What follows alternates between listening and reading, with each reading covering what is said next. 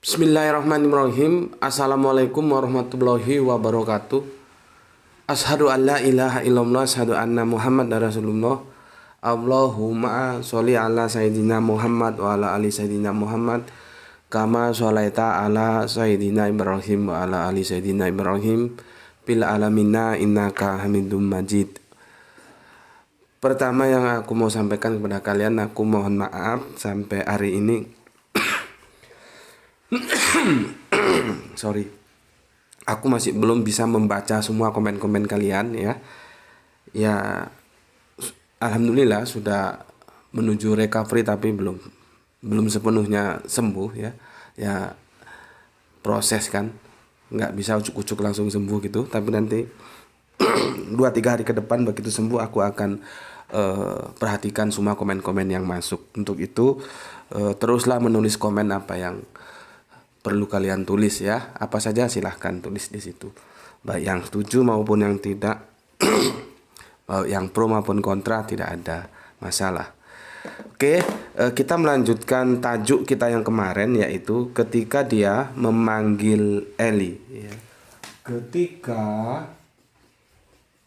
ya dia memanggil Eli ya, ini dalam di garis bawahnya itu bukti kebenaran Al-Quran. Itu ya, itu bukti kebenaran Al-Quran.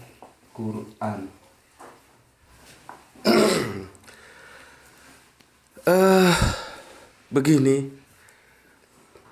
syarat-syarat kita mengikuti sebuah kajian-kajian yang itu paradigmanya ilmiah ya, itu perasaan tidak boleh dibawa. Kalau perasaan itu dibawa, maka sehebat apapun aku menjelaskannya secara sistematika akademis, itu pasti akan tertolak oleh perasaannya itu ya. Jadi di sini kita tidak bermain perasaan ya, kita bermain logika, nalar, di mana kebenaran itu dicari oleh nalar, oleh akal sehat, baru dijaga oleh perasaan, sehingga kita itu jelas. Karena apa? Kebenaran itu tidak bisa dicari oleh perasaan. Perasaan itu suka menipu. Kalau kita sudah senang, mau meskipun dia salah, tetap aja kita bela-belain karena kita senang.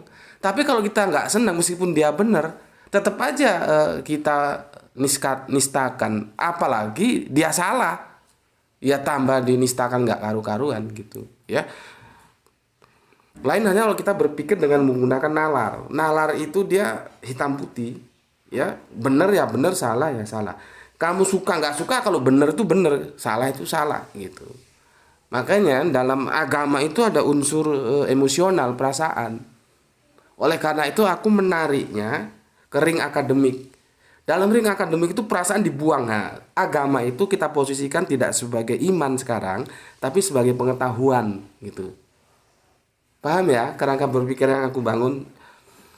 Ya kalaupun tidak paham ya belajar dikit lah supaya pinter ya, supaya orang juga bisa mengerti nanti kalau kamu menyampaikan kepada mereka sebagaimana aku menyampaikan gitu ya. Jadi ilmu itu jangan berhenti di kamu. Jadi dari aku ke kamu, kamu ke orang lain, nanti orang lain ke orang lain gitu.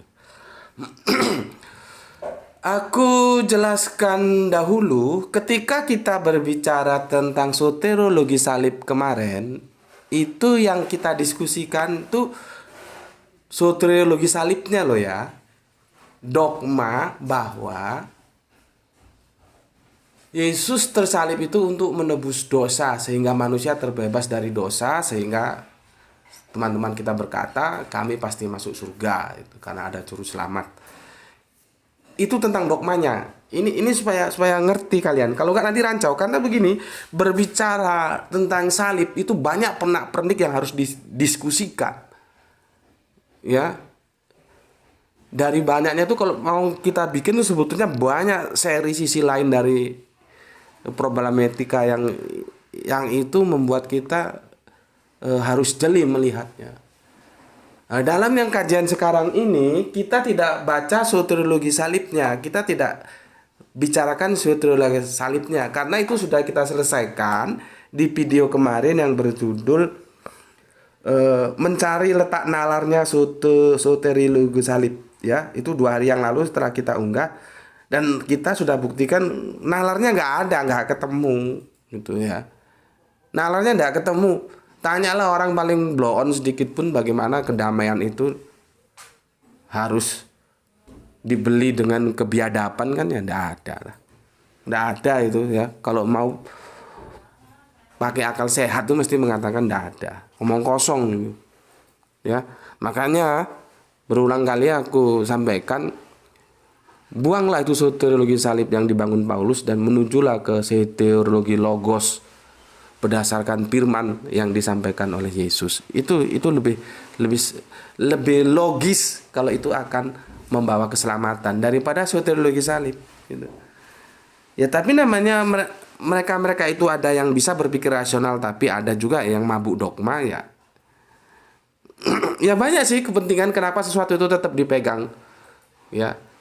Bisa jadi dia tahu bahwa itu salah, tapi ada kondisi-kondisi tertentu yang dia tidak bisa keluar dari itu. Banyak. Itu banyak di lapangan aku ini kan pemain lapangan, ngerti. Bismillahirrahmanirrahim.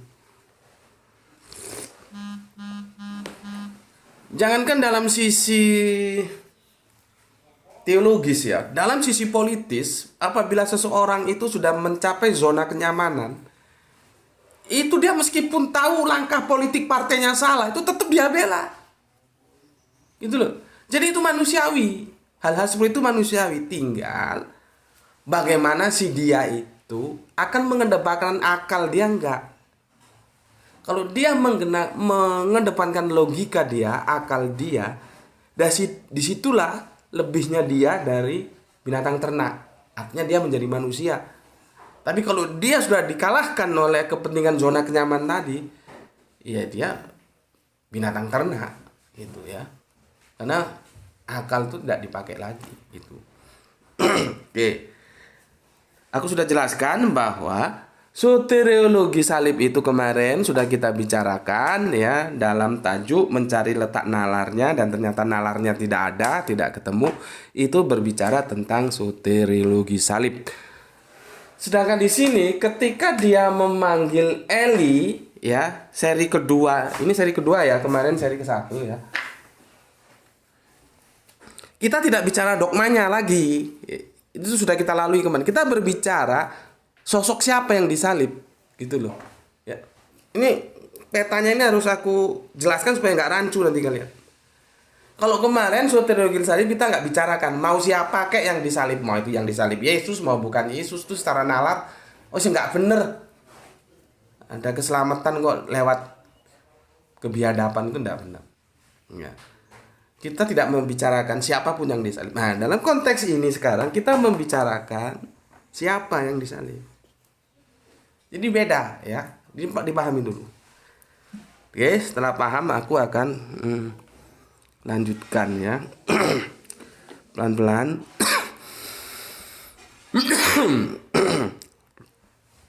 Aduh. Pelan-pelan ya. Begini, aku ulangi dari yang kemarin aku napak tilas lah ya. Bahwa Yesus disalib dan tidak disalib itu menjadi taruhan harga mati bagi Islam dan Kristen. Itu harga mati. Karena apabila Yesus itu ternyata yang disalib, maka runtuh informasi yang disampaikan Al-Quran. Berarti Al-Quran gagal sebagai kitab suci. Kalau ternyata yang disalib itu bukan Yesus. Kalau yang ternyata disalib itu Yesus. Ya. Tetapi kalau ternyata yang disalib itu benar bukan Yesus seperti yang disampaikan oleh Al-Quran, maka Kristenan juga runtuh, ya, bubar semua ini. Jadi tinggal siapa yang benar sebetulnya. Nggak mungkin dua-duanya benar. Untuk sementara ya dalam tanda kutip, perhatikan, dalam tanda kutip kedua-duanya tidak mungkin benar. Ya. Aku kan sudah katakan kemarin tentang bagaimana Kanjeng Nabi pipis. Hadis yang menjelaskan tentang itu ada yang bilang satunya dari sahabat berdiri, satunya dari Bunda Aisyah jongkok atau duduk. Itu ternyata kan bisa aku rukunkan. Ya, makanya aku bilang yang ini dua-duanya ini tidak bisa dirukunkan dalam tanda kutip. Ya, nanti aku jelaskan. Terus begini, yang menulis sebuah penolakan tentang soteriologi salib itu, dia itu meskipun demikian tetap pada pendapat bahwa yang disalibkan itu tetap Yesus. Itu dokter yang aku bilang dari Leiden itu begitu. Dia menolak Yesus itu Tuhan, artinya Yesus itu manusia. Dia menolak soteriologi salib, nggak ada tebus-tebusan, nggak ada orang bisa selamat ditebus dengan kebiadaban. Tetapi dia tetap berkukuh bahwa penyaliban itu ada dan terjadi atas diri Yesus, gitu loh. Ya. Sekarang aku pelan-pelan ini supaya kamu bisa mengikutinya.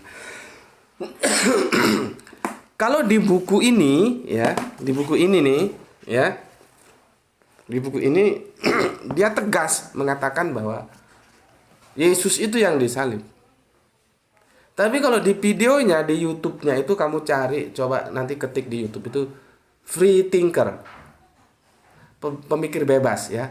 Apa bacanya? Thinker atau thinker? Nggak tahu lah, kalau aku salah ya kalian lebih pandai daripada aku ya. Pemikir bebas, free thinker. Cari di situ, nanti cari tentang dia menjelaskan tentang dua pernyataan teks suci yang saling diametral. Di sana dia tidak tegas, dia merukunkan supaya tidak terjadi luka di antara keduanya.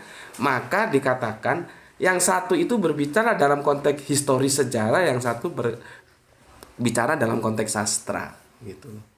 Jadi tidak seperti di bukunya ini. Kok di bukunya dia tegas bahwa yang disalib itu Yesus gitu. Kalau yang di video dia gimana ya? Aku bilang ngambang ya. Bukan ngambang sih ya, dia memang tidak mau melukai dari kedua umat ini. Ya. Jadi begitu dirukunkan dengan cara yang satu berbicara dalam perspektif sastra kitab sucinya, yang satu berbicara dalam perspektif sejarah kitab sucinya. Jadi begitu cara dia merukunkan. Bagiku bagus-bagus saja ya, terserah saja nanti bagaimana benarnya itu kan tergantung yang baca, yang mau ikut yang mana. Tapi aku harus sampaikan cara dia merukunkan dua yang diametral ini tidak canggih ya. Tidak canggih. Meskipun dia sudah doktor itu belum segalanya. Doktor itu belum segalanya. Tetapi sebagai seseorang yang berkapasitas dokter, dia termasuk sesuatu yang menurutku pinter ya. Pemikirannya itu menarik, mencerahkan. Cuman kan dalam sisi tertentu dia juga meleset, seperti dalam merukunkan dua yang berbeda ini gitu. Lah aku bisa merukunkan, tapi yang nggak aku omongkan sekarang.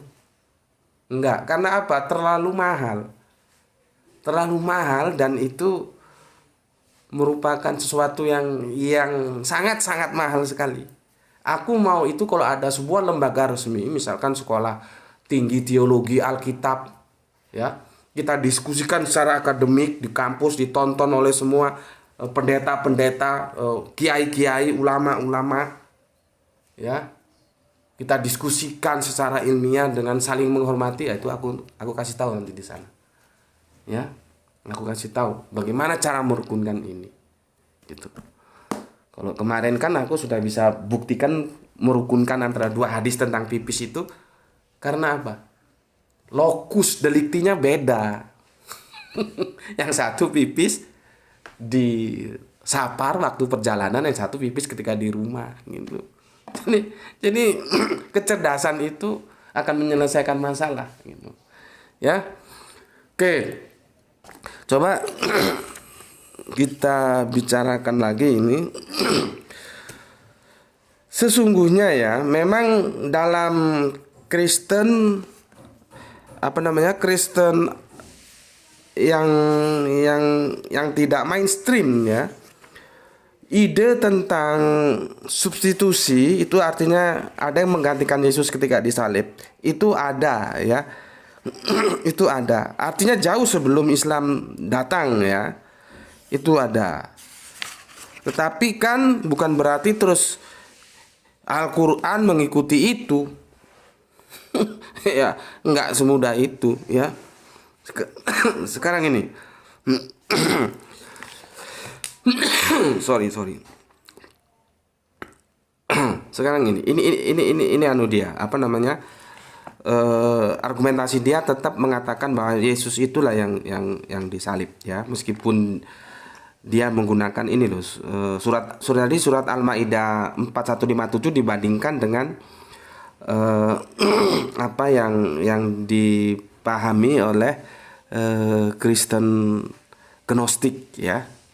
Itu dibandingkan oleh dia gini. Aku baca sekilas ya. Selanjutnya mau diperlihatkan, artinya dia mau memperlihatkan gitu ya, bahwa tidak ada dasar sejarahnya kalau orang memandang Yesus tidak mati disalibkan. Jadi dia di sini tegas, nggak seperti di videonya di YouTube ya. Aku ulangi. Selanjutnya mau diperlihatkan, artinya dia mau memperlihatkan tidak ada dasar sejarahnya kalau orang memandang Yesus tidak disalibkan. Gitu ya. Alat pertama, ada sejumlah dokumen kuno yang independen, yang satu tidak bergantung pada yang lain, namun satu suara menyatakan bahwa Yesus mati disalibkan. Dan aku amini ya, contohnya Yosefus ya. Kamu lihat catatan-catatan Yosefus ya. Kedua, akan juga diperlihatkan bahwa mendahului Al-Quran yang ditulis pada abad ke-7, maksudnya Al-Quran yang kita ini ya, itu ada yang mendahului gitu loh. Sudah ada beberapa teks keagamaan Kristen Gnostik dari abad kedua dan abad ketiga yang pandangannya itu sejalan dengan pandangan Al-Quran. Seperti yang aku sampaikan kemarin ya, bahwa ada dari kelompok Kristen Gnostik dan itu tidak familiar, tidak mainstream, itu cara pandangnya sama dengan Al-Quran. Tadi terjadi substitusi, penggantian. Yang disalibkan itu bukan Yesus, tapi ada yang menggantikannya untuk disalib. Itu ada Kristen Gnostik. Cuman aku mencari data, belum ketemu apakah Kristen Gnostik itu menerima soteriologi salib. Nah ini yang nggak ketemu ya. Nantilah aku cari lagi, mungkin ada sumber-sumber lain yang bisa mendukung. Oke,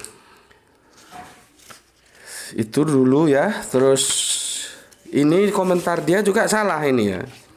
Ini catatan kaki dari dia. Setahu saya ada juga pandangan Islam lainnya yang menyatakan bahwa betul Isa disalibkan tetapi tidak sampai mati, dan dia berhasil diselamatkan dan hidup sesudah penyaliban dirinya. Untuk mendukung pandangan alternatif teks surat An-Nisa 4157, begitu rupa dicoba diterjemahkan secara baru, bahkan kelihatan sangat dipaksa untuk dapat sejalan dengan pandangan naratif ini. Maka aku komentari ya, nggak benar ya, nggak benar. Yang nggak benar itu yang mana? Ini. Setahu saya, setahu dia itu maksudnya, ada juga pandangan Islam yang menyatakan bahwa betul Isa disalibkan. Nggak benar itu. Nggak benar. Kalaupun ada Islam yang berpandangan begitu, itu kan pandangan dia. Tapi apakah pandangan Islam itu Islam? Bukan. Maka aku tidak menyatakan pandangan Islam. Islam yang menyatakan bahwa yang disalib bukan Isa. Jadi lain ya ceritanya ya. Yang disalib bukan Isa, sama yang disalib Isa tapi tidak sampai mati. Itu beda loh. Berarti kan Isa tetap aja tersalib, cuman nggak sampai mampus. Paham? Jadi kalau kita tidak taat terhadap teks-teks Qur'ani, itu menjadi kacau. Ya mungkin dia dapat cerita dari orang Islam yang pandangannya seperti itu. Ya. Oke. Enggak. Jadi kalau kita kembali ke surat An-Nisa itu disalib pun tidak. Enggak ada lah. Karena gini ya. Dia juga membantah karena dalam pandangan Islam, makanya juga teman-teman Islam ini kalau ada cerita-cerita itu harus disaring. Nggak mungkin lah ada nabi mampus tuh, nggak mungkin. Nggak mungkin. Aku lupa ayatnya di Al-Quran tuh, karena Allah mesti tolong. Masalahnya kan sudah sampai ke telinga kita bahwa Nabi Yahya itu tewas dengan keadaan yang mengerikan. Ya, Nabi Yahya atau Yohanes Pembaptis. Terus Nabi Zakaria bapaknya juga begitu mengenaskan. Itu kan cerita yang kita terima. Kan Al-Quran tidak mengatakan begitu. Masalahnya cerita itu benar atau enggak. Gitu loh. Jadi enggak ada Nabi mampus itu enggak ada. Jangan percaya. Nabi itu yang meninggalnya, wafatnya itu seperti bagaimana pantasnya seorang kekasih Allah wafat gitu. Ya. Jadi dia bilang begini, aku ulangi. Setahu saya ada juga pandangan Islam lainnya menerangkan bahwa betul Isa disalibkan, tetapi tidak sampai mati. Maka aku bantah, tidak benar. Isa itu tidak disalibkan. Jadi bukan disalibkan tapi tidak sampai mati gitu. Enggak. Ya. Karena sulit logika nalar kita menerima ada nabi itu dibikin mampus gitu, sulit. Sulit. Apa bedanya dengan preman pasar kalau gitu jadinya, ya? Oke, makanya aku ajak kalian untuk mengkritik ulang sebetulnya bagaimana sih pemahaman kita tentang Nabi Yahya dan Nabi Zakaria itu. Ceritanya itu bisa kita terima sebagai validitas yang tangguh, enggak? Kan begitu. Oke. Terus begini, ini gawat ini ya. Untuk mendukung pandangan alternatif teks surat An-Nisa 4157 begitu rupa coba diterjemahkan secara baru, bahkan kelihatan sangat dipaksa untuk dapat sejalan dengan pandangan alternatif ini. Aku jelaskan ya, tidak ada paksa memaksa, bos. Ngapain dipaksa? Sebuah kebenaran itu ditampilkan apa adanya, tidak ada paksa memaksa. Kalau sudah dipaksa itu dia merekayasa dari teks itu. Tidak ada paksa memaksa. Makanya aku kan sudah bilang ketika kemarin ditanya, mau ditelusuri dalam bab ini apakah klaim dalam teks Quranik ini dapat dipertahankan jika diperhadapkan dengan banyak dan beraneka macam teks lainnya yang berbicara mengenai penyaliban Yesus. Kalau aku bilang, aku akan pertahankan. Gitu loh. Aku akan pertahankan. Dihadapkan dengan siapapun aku akan pertahankan. Bukan Yesus yang disalib. Karena Alkitab mengatakan, apabila engkau dimintai pertanggungjawaban tentang Yesus Kristus, siap sedialah dan sampaikan dengan lemah lembut. Dan aku siap sedia menyampaikan tentang siapa sebetulnya Yesus Kristus itu. Gitu loh. Ya, jadi bukan sesuatu yang kelas ayam sayur. Ya. Baca di Alkitab itu. Jadi kerangka aku membedah kristologi itu pun dalam rangka aku mempertanggungjawabkan imanku tentang Kristus, tetapi dengan lemah lembut. Itu teksnya begitu di apa namanya? Di Perjanjian Baru. Mungkin ada yang bilang, "Loh Gus, kalau lemah lembut jangan kadang-kadang main seradak seruduk aja Gus," gitu. Ya seradak seruduknya itu kan memang pertama karakter. Yang kedua itu cara aku men-trigger kalian. Jadi gini loh, kalau kamu nggak mau dibilang bodoh ya kamu belajar gitu loh. Itu semua aku sampaikan dengan tujuan satu, kasih sayang. Ingin men-trigger kamu supaya pintar. Gitu. Ya, cuman kan gayaku seperti itu. Ya. Oke. Berikutnya apa lagi sebelum nanti aku lanjutkan. Oke, aku kira itu ya. Jadi 3 yang memperkuat. Yang memperkuat itu 3 dalam kekristenan ya. Pertama, catatan sejarah. Contohnya baca sejarahnya yang ditulis Yosefus. Ya.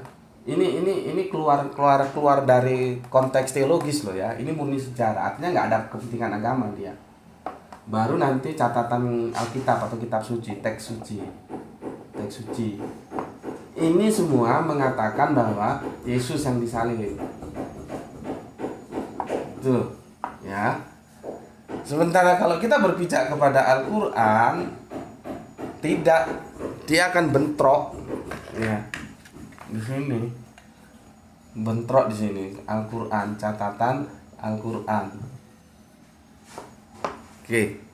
Jadi Al-Qur'an ini gagah loh. Ya. Al-Qur'an ini gagah loh. Tinggal bagaimana kalian bisa belajar memahami Al-Qur'an sehingga kegagahan yang ditampilkan Al-Qur'an itu bisa kalian ajarkan kepada saudara-saudara yang lain. Bayangkan, ketika dia ngomong Yesus tidak disalib, dia itu berhadapan dengan dua kekuatan loh. Kekuatan sejarah dan kekuatan teks kitab suci. Dia lawan. Coba. Nah sekarang kamu sebagai orang Islam yang menelpon, bisa nggak kamu mempertanggungjawabkan itu? Karena kalau ternyata tersalib Yesus, ya, ini gugur. Kalau ternyata Yesus tidak tersalib, ini yang gugur. Itu. Bayangkan betapa gagahnya Al-Quran. Dia berhadapan dengan opini yang itu dibangun atas dasar historis. Yosefus itu orang kalau dengar namanya Yosefus itu udah ngeper loh. Dia pakar sejarah. Ya, didukung oleh kitab suci. Terlepas dogma tadi yang kemarin itu, ya itu tambah lagi. Ya, oke. Sorry, minum dulu. Bismillah. Berikutnya, begini. Kristen itu menjadi sesuatu yang aneh. Aneh saja ya, kita pakai bahasa aneh saja lah ya. Jangan yang lain. Nanti kalau lucu sepertinya tidak menghormati kan tidak enak. Kita pakai bahasa yang Kristen itu menjadi aneh gitu ya. Coba kamu buka surat 7 ya, surat 7 157 ya. Sebentar, surat 7. Ini juga jarang yang tahu ini teman-teman Kristen ini. Nggak tahu teman-teman Islam tahu nggak? Kalau nggak tahu ya podo ae kon. Ya. Oke, 157 ya, itu dibaca itu. 156 juga naik. Ya. 155 itu enggak begitu perlu ya. Surat 4 ya. Surat 4. Atau gini aja lah supaya lebih enak, kamu baca satu perikop penuh, judulnya Kesatuan Agama Allah ya. Itu mulai dari 153 sampai nanti berhentinya di 162 ya.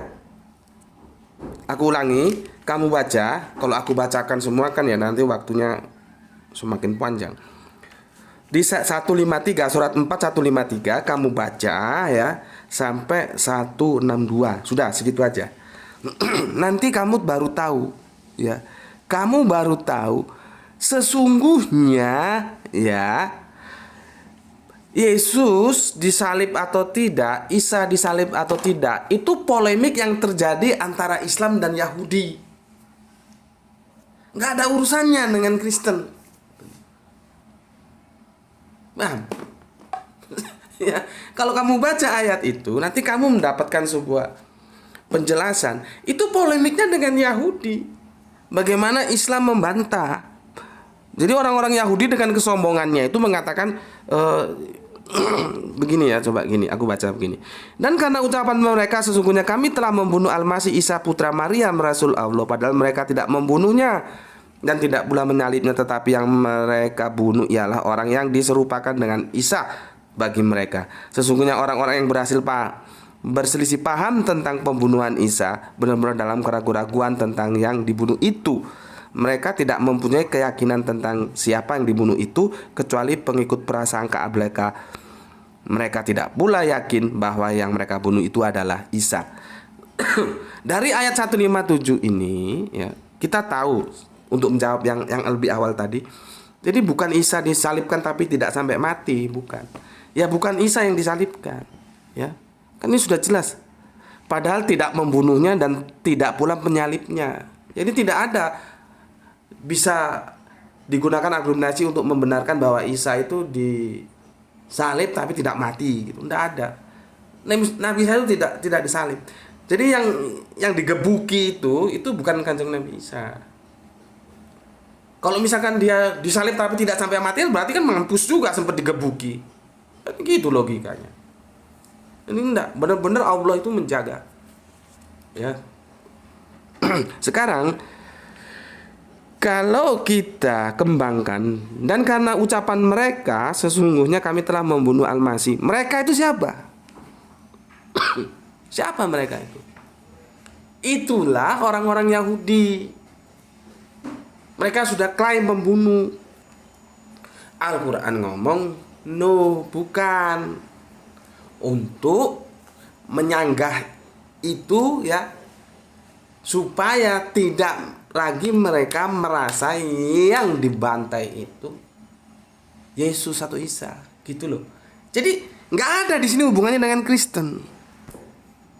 Jadi kan ya seperti aku bilang menjadi aneh. Yang bermasalah itu A dengan B, ujuk-ujuk C masuk gitu loh. Lu ngapain kesini kan? Kita jadi begitu kan?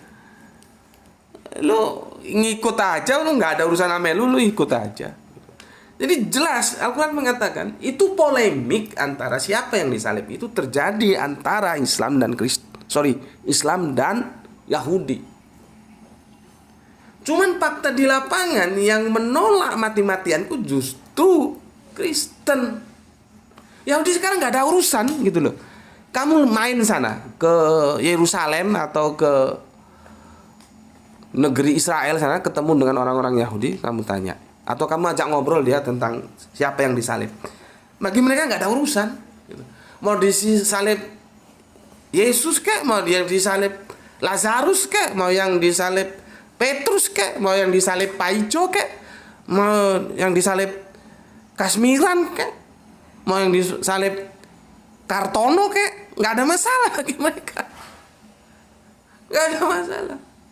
Ya, justru sekarang yang keberatan itu Kristen, dan itu masuknya ujuk-ujuk. Padahal polemik ini itu nggak usah ngikut-ngikut lah seharusnya kan. Orang yang berpolemik A dengan B kok tiba-tiba C masuk itu loh. Ya, ini kan makanya aku bilang tadi aneh ya. Ngapain ngikut-ngikut gitu? Orang itu kan polemik antara Islam dan Yahudi, dan akhirnya pun Yahudi sekarang nggak ada urusan, mau disalib siapapun terserah aja ya. Nah, jawabannya kenapa Kristen kok akhirnya kebakaran jenggot, terpaksa masuk ke dalam polemik itu? Ya itu tadi yang sudah kita bahas. Karena itu menjadi dogma untuk keselamatan, sehingga mereka bisa petentang-petenteng ngomong aku pasti masuk surga atau pasti masuk surga. Ya. Yang kemarin penjelasannya sudah aku bacakan ya, tentang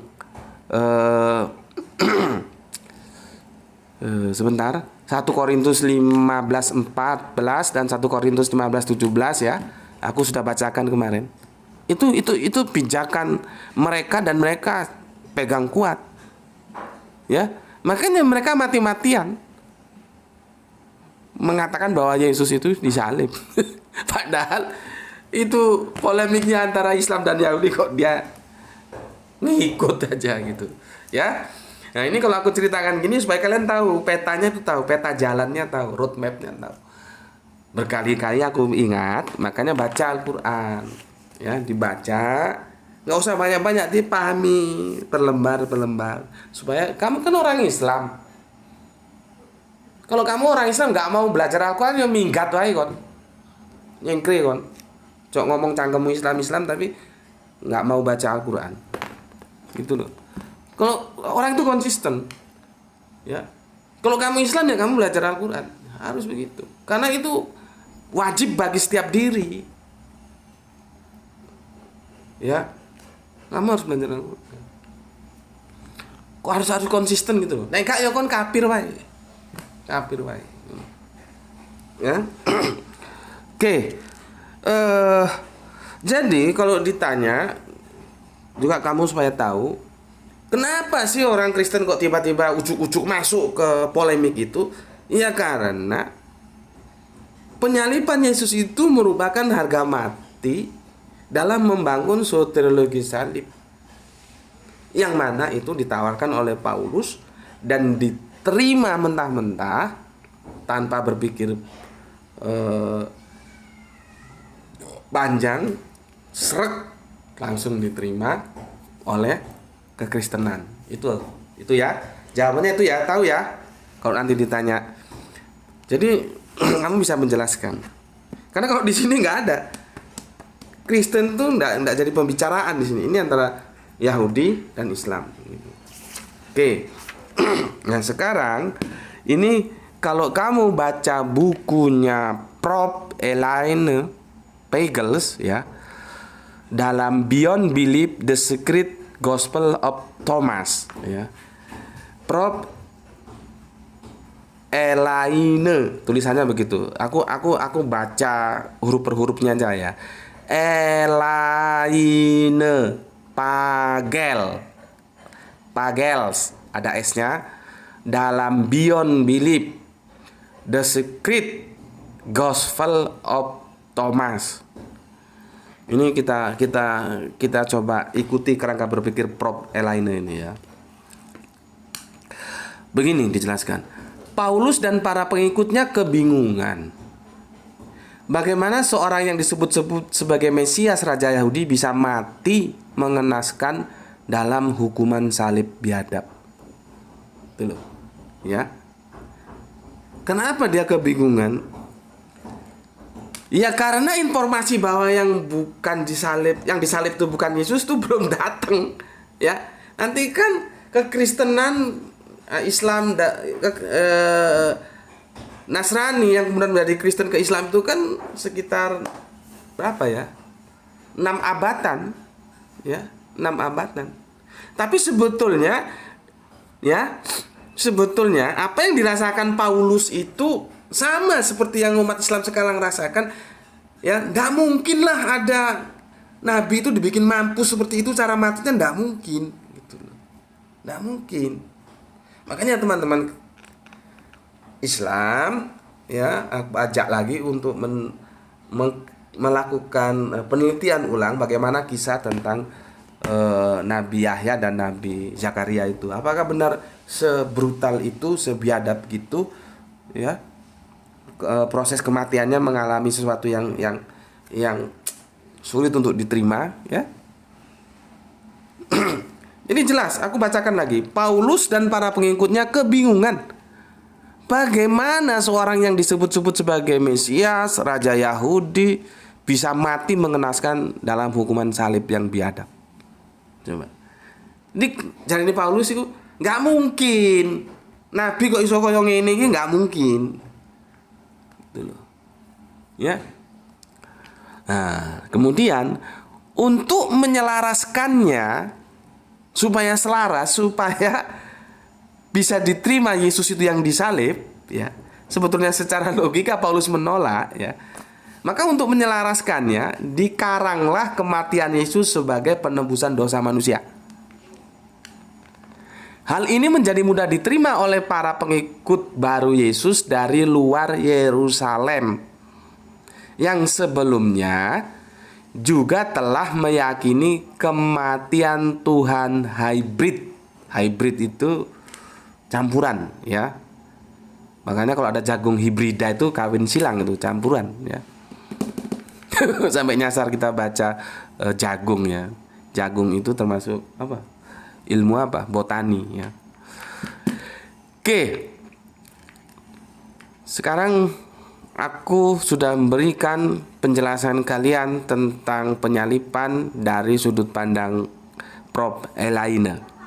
Untuk lebih lengkapnya aku bacakan secara keseluruhan. Tadi kan aku sudah jelaskan ya. Ini secara keseluruhan. Paulus dan para pengikutnya kebingungan bagaimana seorang yang disebut sebagai Mesias Raja Yahudi bisa mati mengenaskan dalam hukuman salib biadab. Itu bingung. Nalarnya Paulus nggak menolak gitu loh.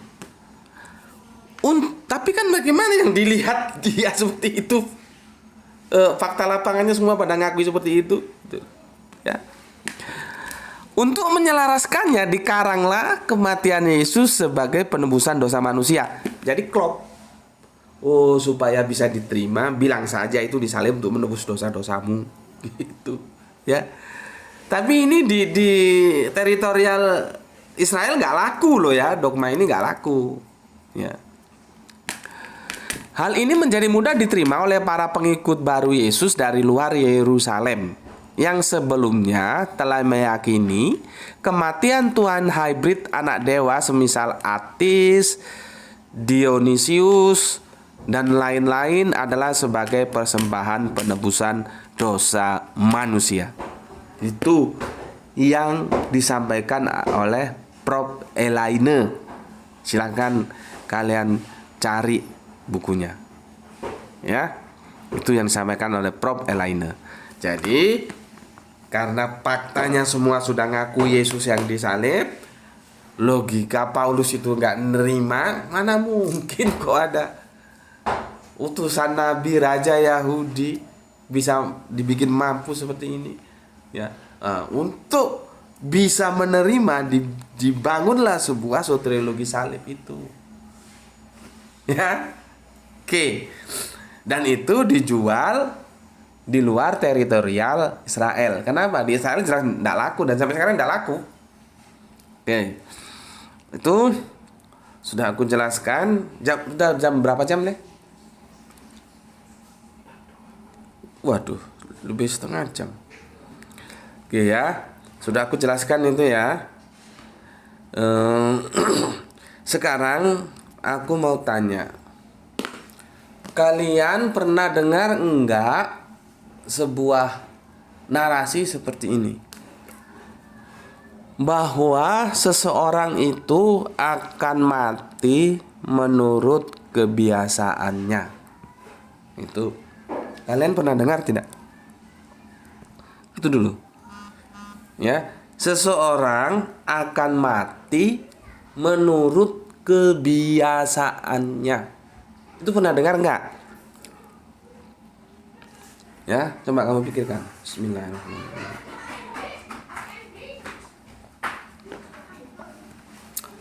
Kalau pernah dengar, itu hadis atau bukan?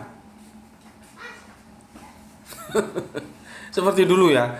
Belajarlah walau sampai ke negeri Cina. Semua orang memahami itu hadis. Setelah kita cek, recheck, ternyata bukan hadis. Itu pepatah Arab. Begitu juga ya, sebuah narasi orang akan mati menurut kebiasaannya, itu bukan hadis, itu pepatah Arab. Tapi pepatah ini dibangun dari mengembangkan sebuah hadis. Nah, ini supaya teman-teman Kristen juga tahu bagaimana cara orang Islam itu memandang hadis. Kalau kamu mau menggunakan hadis sebagai pijakan dialogmu, kamu tanyakan dulu sama yang kamu ajak dialog, kamu nerima nggak hadis ini?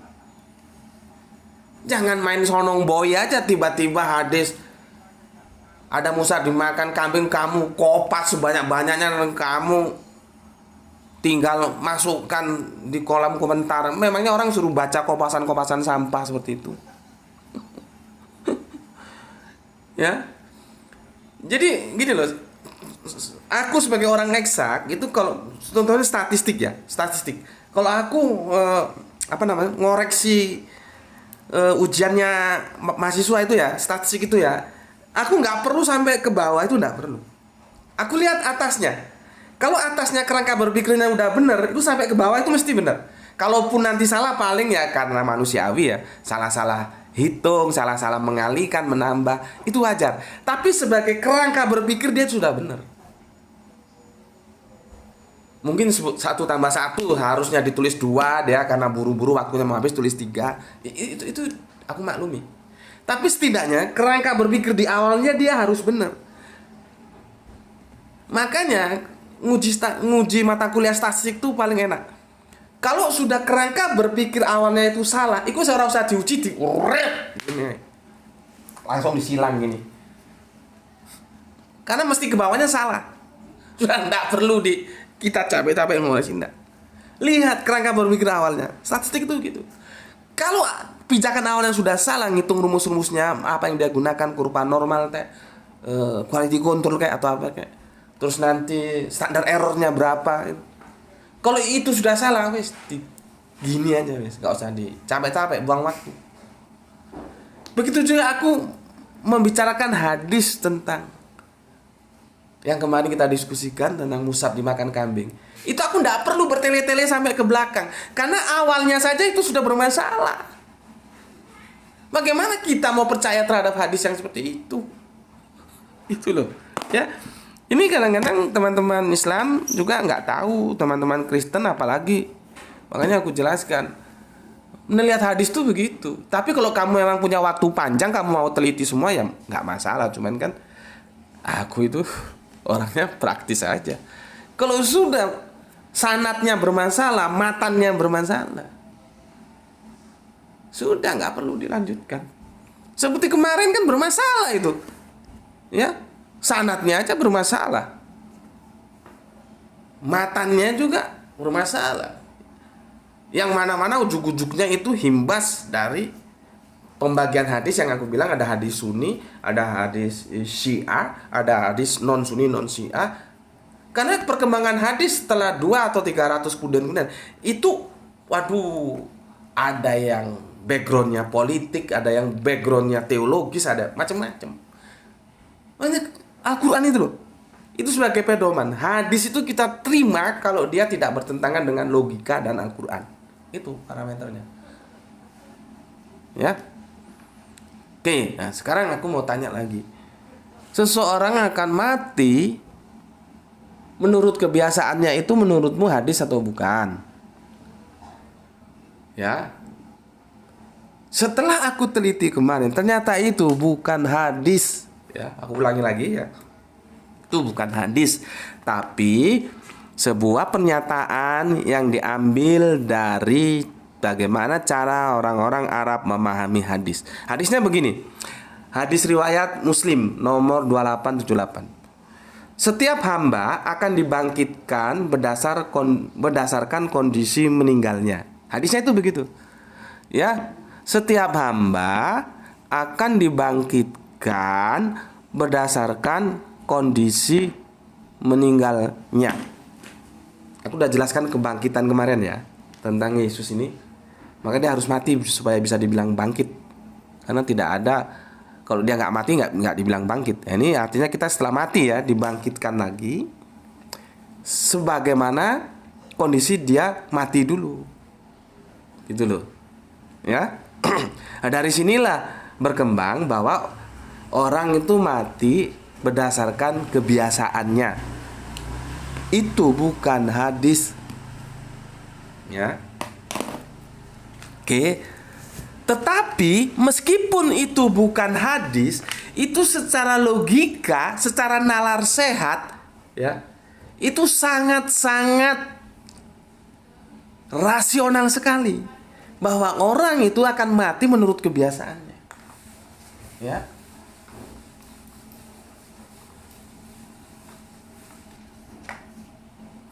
Ya, meskipun tidak menurut kebiasaannya ada, tapi kan probabilitasnya kecil. Ya.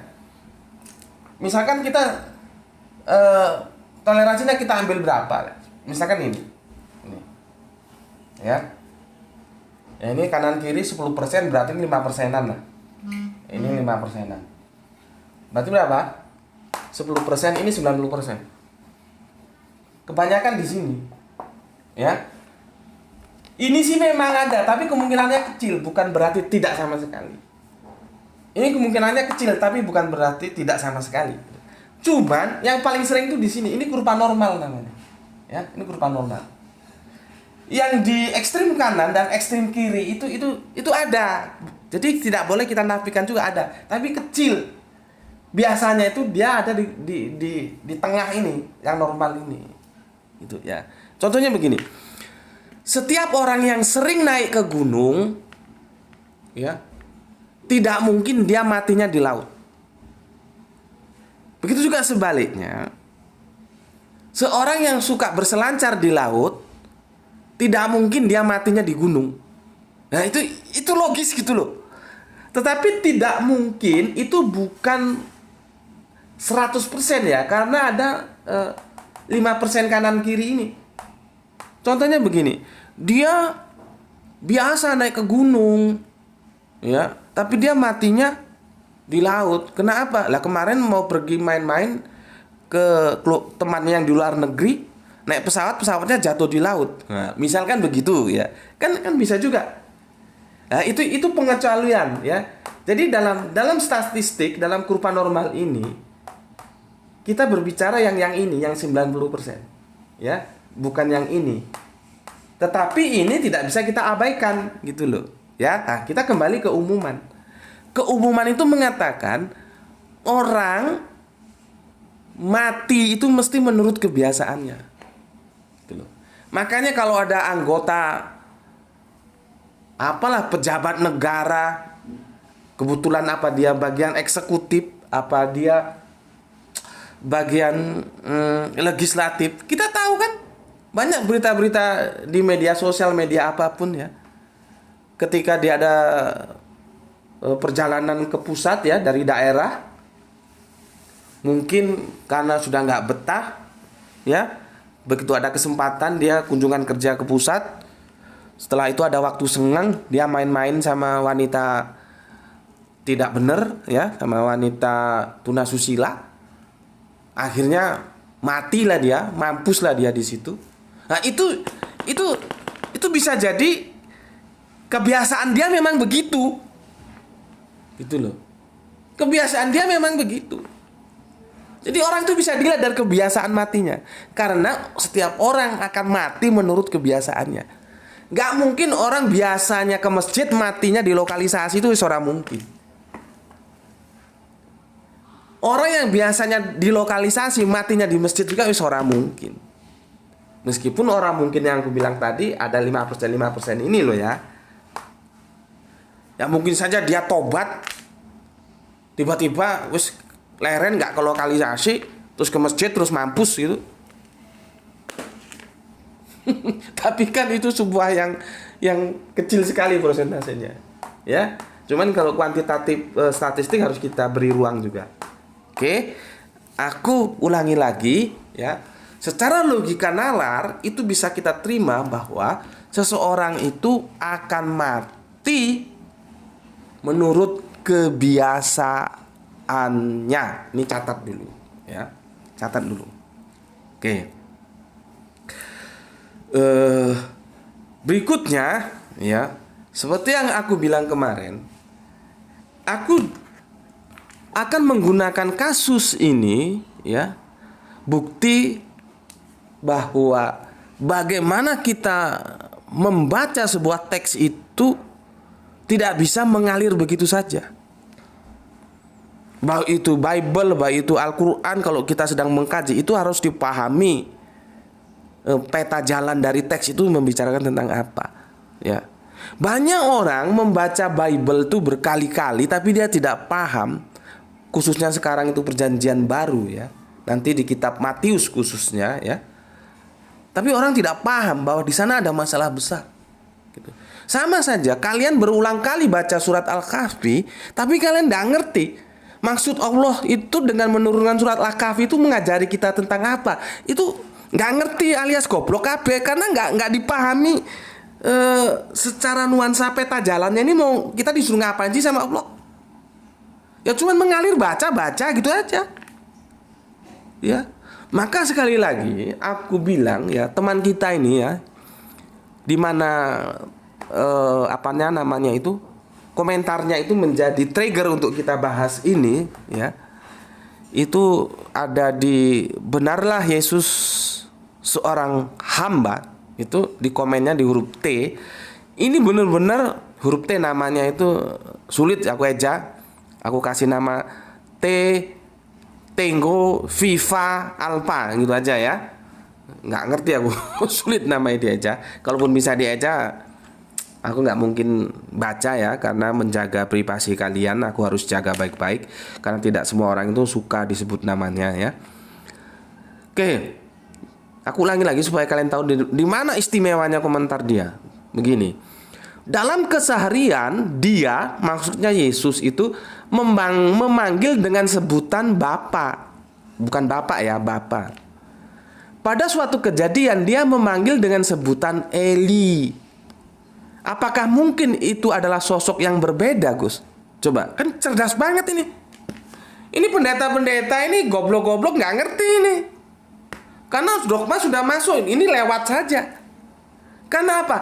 Anakku itu nggak mungkin memanggil aku Abah. Anakku nggak mungkin memanggil aku ayah. Karena anakku sejak lahir sampai detik ini memanggil aku Bapak. Memanggil mamanya Mama. Nggak mungkin. Terus memanggil mamanya Umi, nggak mungkin. Memanggil mamanya Ibu, nggak mungkin. Nggak mungkin Grahito itu memanggil aku ayah, nggak mungkin. Nggak mungkin Grahito memanggil aku Abu, nggak mungkin. Grahito itu memanggil aku Bapak. Dari itulah yang aku ajarkan dari lahir sampai nanti dia menutup mata. Nggak mungkin terus mau mati terus berubah manggil Abu, Abah, Ayah, nggak mungkin. Seperti tadi aku bilang, orang itu akan mati menurut kebiasaannya. Ini logika sederhana kok ini, nggak usah jelimet. Ya, nggak usah jelimet. Yang penting otakmu bebaskan dari dogma. Ini sederhana, bisa kita praktekkan. Nggak mungkin anakku memanggil aku itu selain Bapak, karena selama dia dilahirkan, belajar ngomong sampai detik ini memanggil aku Bapak. Terus tiba-tiba manggil Abu.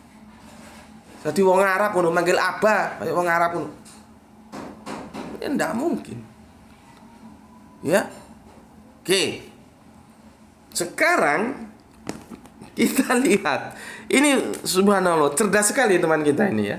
Ini seharusnya pendeta-pendeta ini tontonlah video ini ya. Enggak harus kalian terima isinya, tapi sendak-ndaknya jadi perenungan supaya kalian enggak sesat. Karena kalau kalian sesat, umat yang kalian bimbing juga sesat. Gitu loh. Ya. Gitu. Oke. Kamu buka Matius 27:46. Di sini ya. Berapa lama, Le? Waduh, sudah 1 jam. Matius 27:46. Ya. Kamu buka, kamu baca. Ya. Makanya aku berulang kali menyangkal tidak mungkin firman itu turun dalam bahasa Yunani maupun Romawi, karena nabinya bukan orang Romawi, bukan orang Yunani. Nggak mungkin gitu loh. Tapi kan dapur mungkin dikandani dablek gitu loh. Kok dikasih tahu itu nggak mau ngikuti, bantah aja, bantahnya juga dengan dogma. Nggak mungkin, logikanya nggak masuk gitu loh. Nabi Isa yang kalian sebut Yesus itu seseorang yang lahir dalam antropologis budaya Israel, bahasanya Ibrani. Maka wahyu yang diterima itu mesti dalam konteks Ibraniun. Nggak mungkin bahasa Yunani, atau kalian bilang, ada yang bilang Grek, Gerika, atau bahasa Latin, Romawi. Tidak mungkin. Meskipun kalian mau ngomong, Pak dulu itu bahasa Gerika atau Yunani, bahasa Latin atau Romawi itu sudah menjadi bahasa pergaulan, bahasa umum. Memangnya lu pikir kitab suci itu pergaulan? Kitab pergaulan gitu? Memangnya Allah itu YHWH itu mau kamu dikte? Kok ngomong nggak pakai dasar, ngomong tuh pakai logika yang cerdas gitu. Buktinya apa di ayat ini? Ya, Kira-kira ini ya, Matius 27:46. Kira-kira jam 3 berserulah Yesus dengan suara nyaring, Eli, Eli, lama sabachthani. Dalam bahasa apa itu? Bahasa Gerika, Romawi. Ya, bahasa apa? Bahasanya orang Romawi atau bahasanya orang Yunani itu? Eli, Eli, lama sabachthani. Ya, kalau diterjemahkan, Allahku, Allahku, mengapa engkau meninggalkan aku? Coba. Jadi, jangan mempertahankan sesuatu yang salah. Itu adalah sebuah kebodohan yang berkarat.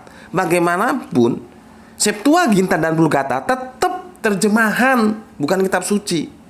Terjemahan kitab suci itu bukan kitab suci, karena tidak dalam edisi bahasanya Kanjeng Nabi Isa. Ini contohnya, Nabi Isa nggak menggunakan bahasa Gerika, nggak menggunakan bahasa Latin. Yang dia gunakan bahasa dia sendiri. Eli, Eli, lama sabachthani. Tuh, ya, jelas ya, clear ya. Oke, pertanyaan kawan kita ini, perhatikan, aku balik lagi. Dalam keseharian, ya, keseharian itu kebiasaan. Dia yang dimaksud itu Yesus memanggil dengan sebutan Bapa. Pada suatu kejadian, dia memanggil dengan sebutan Eli. Pertanyaannya, apakah mungkin itu adalah sosok yang berbeda, Gus? Maka aku jawab, bukan saja mungkin, tapi pasti berbeda. Itu dari aku, selamat berpikir ya, bahwa ketika dia memanggil Eli, itu membuktikan kebenaran Al-Quran, bahwa yang disalib itu bukan Yesus. Karena Yesus dalam kesehariannya, dalam kehidupannya, tidak pernah memanggil Yahweh, YHWH itu dengan Eli, tetapi memanggilnya dengan Bapa. Contohnya, doa Bapa kami, Bapa kami yang di surga, kuduskanlah namamu. Bukan Eli kami yang di surga. Jadi ketika dalam peristiwa penyaliban ada sosok yang disalib memanggil YHWH dengan nama Eli, maka itu dipastikan sebagai informasi yang membenarkan Al-Quran bahwa yang disalib itu bukan Yesus tetapi sosok lain. Karena apa? Setiap orang akan mati menurut kebiasaannya. Tidak mungkin selama sejarah kehidupannya dia memanggil Bapa, tiba-tiba saat di akhir hidupnya memanggil Eli. Itu tidak mungkin. Jadi jelaslah ya, informasi yang disampaikan Al-Quran itu didukung penuh ya pada Matius 27:46 bahwa yang disalib bukan Yesus. Tidak mungkin Yesus memanggil YHWH itu dengan Eli, karena selama hidupnya dia memanggil YHWH itu dengan Bapa. Ini dari aku ya. Dan kita sampaikan terima kasih dengan teman kita ini ya, yang pemikirannya sangat brilian ya. Maka aku sarankan pendeta-pendeta tolong ya, kalaupun ditolak atau diterima itu urusan 2000 lah, tapi pemikiran seperti ini itu yang cerdas ini ya, itu perlu dipertimbangkan gitu ya. Itu dari aku, dan ini aku tutup, ini seri tamat ya. Nanti tulis tamat nih, seri tamat aku kira sudah selesai, sudah gamblang aku jelaskan, tinggal kalian bagaimana mencernanya. Bismillahirrahmanirrahim. Assalamualaikum warahmatullahi wabarakatuh. Alhamdulillahirabbil alamin.